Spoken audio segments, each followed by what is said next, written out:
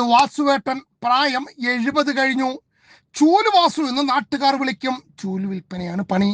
പാലക്കാട് മരുത് റോഡിന് സമീപം പാഞ്ചലിക്കാട്ടിൽ താമസിക്കുന്നു.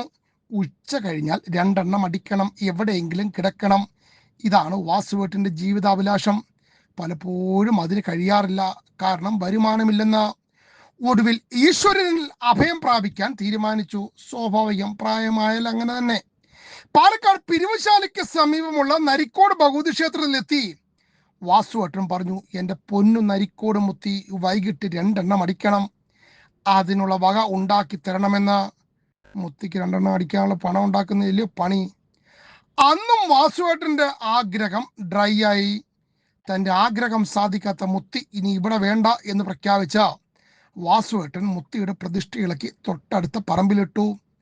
രാവിലെ ക്ഷേത്ര ഭാരവാഹികൾ എത്തുമ്പോൾ മുത്തി തൊട്ടടുത്ത പറമ്പിൽ കിടക്കുന്നു. ഇവർ കസബ പോലീസിൽ പരാതി നൽകി. പോലീസിന്റെ നിർദ്ദേശപ്രകാരം ക്ഷേത്ര ഭാരവാഹികൾ CCTV വെക്കുന്നു. മുത്തിയെ തിരിച്ചു പ്രതിഷ്ഠിച്ച വിവരമറിഞ്ഞ് വാസുവേട്ടൻ വീണ്ടും എത്തി.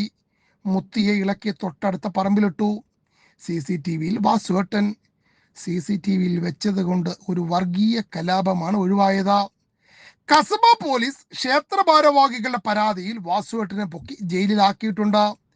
അവിടെയാണെങ്കിൽ ഫുൾ ഡ്രൈ ആണ്. ഇനി വാസുവേട്ടൻ തിരിച്ചെത്തിയിട്ട് മുത്തിയെ വീണ്ടും ഇളക്കുമോ എന്ന് കണ്ടറിയണം.